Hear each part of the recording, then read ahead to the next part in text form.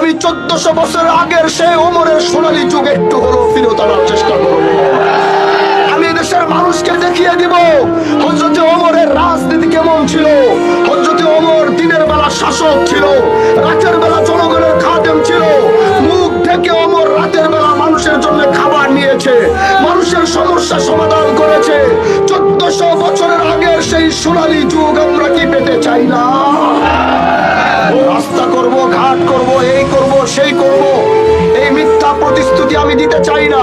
রাস্তা করব মানে আবার কি? সরকার টাকা দিবে, রাস্তা আমার করতেই হবে। আমি কি আমার বাপের টাকা দিয়ে রাস্তা করব নাকি?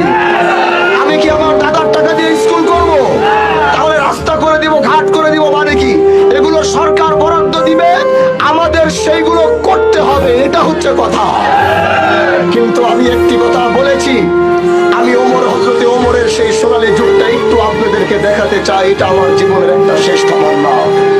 বিশ্বাস করেন ভাই, বিগত দিনে রাজনীতি আসি নাই, কিন্তু এই দেশের যত রাজনীতিবিদদের সঙ্গে কথা বলেছিলাম, সবাইকে বলেছিলাম ভাই আপনাদের তো ক্ষমতা আছে, রাজনীতির ময়দানে এক একজন এমপি মন্ত্রী হয়ে বসে আছেন, পারলে একটি কাজ করেন, 4 খণ্ডে হযরতে ওমর বিন খাত্তাবের ইতিহাসের বইগুলো কিনে পারলে একটু পড়েন, ওমরের ইতিহাসগুলো পড়ে একটু রাষ্ট্রটা কিছুটা চালানোর চেষ্টা করেন।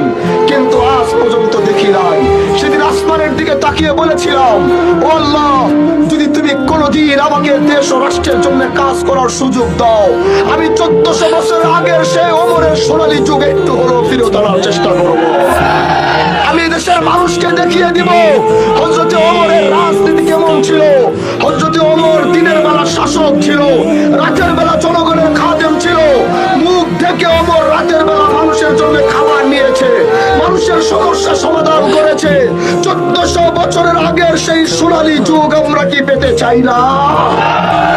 ও আমার মা বোনেরা, আপনারা এই দেশে 50% ভোটার, আপনাদের পুরুষ মানুষ